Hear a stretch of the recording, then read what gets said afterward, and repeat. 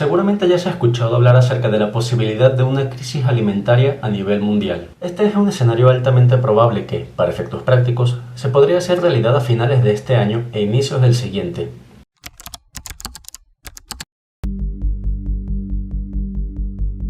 Algo de lo que muchas personas no hablan y que tampoco se ve en las noticias usualmente es el aumento rampante en los precios de la comida. El índice de precios de los alimentos es una medida del cambio en los precios a nivel mundial de 5 productos básicos: la leche, azúcar, cereales, carne y aceite vegetal. En esta gráfica puedes ver cómo en este índice se ha incrementado en casi el 50% desde el inicio de la pandemia. Estando todos encerrados en el 2020 y los negocios también paralizados, la producción de alimentos naturalmente bajó.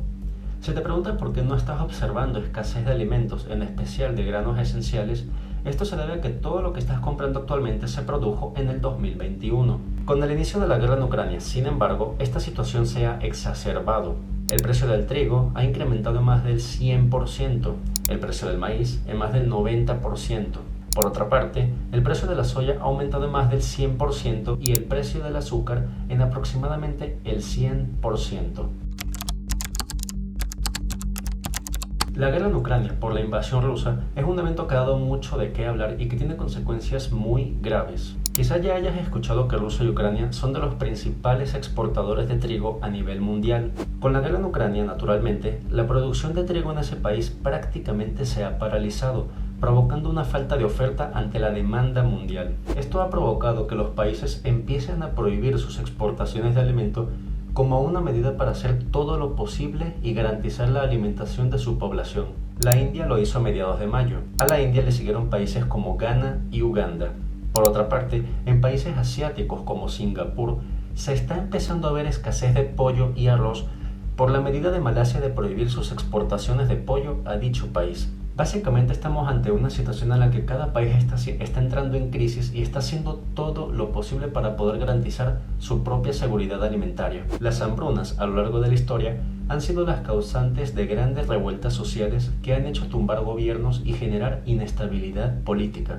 Ejemplos de esto a lo largo de la historia son la Revolución Francesa, protestas en Irak y levantamientos en la India. Por otra parte, la exportación de petróleo ruso también se ha visto afectada, ya que su uso principal recae en abastecer a su maquinaria de guerra.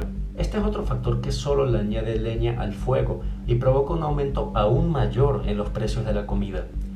¿Por qué? Porque todos esos tractores, camiones y maquinaria agrícola se mueven con gasolina. Por lo tanto, al haber una reducción en la oferta de petróleo y un mantenimiento de la demanda a nivel mundial, naturalmente el precio del mismo aumenta. Por lo tanto, mover los alimentos es más caro y los productores a su vez tienen que incrementar los precios de estos alimentos para poder mantener sus ganancias. En este sentido, los países más afectados serán naturalmente los que dependen de principalmente las importaciones. Como ya hemos comentado, ante esta situación mundial de potencial escasez de alimentos, los países han empezado a prohibir sus exportaciones como una medida de poder abastecer a su población. En este escenario hay un país que claramente sobresale por encima de todos los demás, teniendo la mayor cantidad de reservas de granos esenciales en el mundo.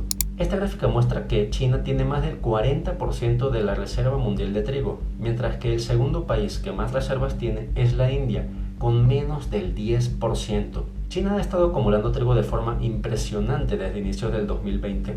Ante este escenario, China tendrá un poder de negociación inmenso. Sus reservas le garantizan que puede alimentar a su población por varios años sin producir. Estados Unidos tiene aproximadamente 6 meses de reservas alimentarias, mientras que la India, por su parte, tiene aproximadamente 9 meses. Prácticamente, en este escenario, China se podrá aprovechar de los países más afectados y podrá acercarse a ellos para crear alianzas a cambio de alimentos. En este escenario, es probable que la población de la mayoría de los países no se vea afectada al crear estas alianzas con China. Sin embargo, esto se deberá a un gran costo político y económico.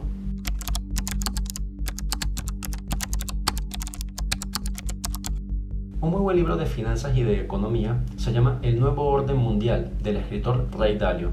En el mismo, Ray Dalio nos comenta de las características de un imperio que está surgiendo y de un imperio en decadencia. En este modelo tenemos como características principales de un imperio u orden incipiente paz, prosperidad y productividad, y una burbuja financiera y gap en la distribución de la riqueza.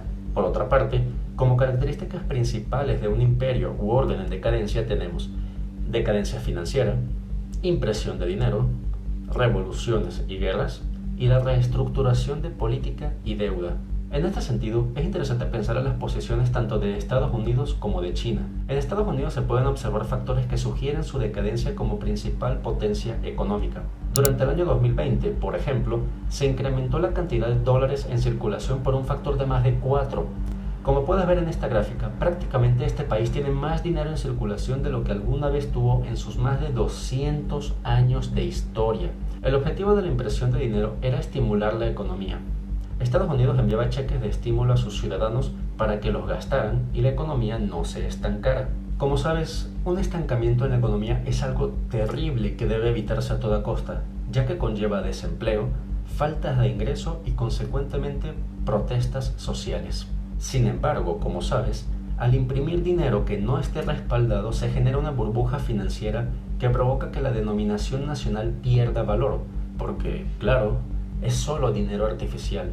A su vez, para aumentar la cantidad de dinero disponible, el gobierno nacional generalmente emite bonos y deuda nacional e internacional. Probablemente no sepas esto, pero la deuda pública total de Estados Unidos desde inicios del 2020 hasta ahora se ha incrementado en casi el 50%. Esto nos ubica en una de las etapas finales de un imperio en decadencia. Asimismo, otro factor que contribuye a la hipótesis es la gran brecha de riqueza en su población. Puedes apreciar cómo desde inicios del siglo XX la clase media ha perdido casi el 10% de la distribución de la riqueza, mientras que tan solo el 1% la ha incrementado en más del 10%.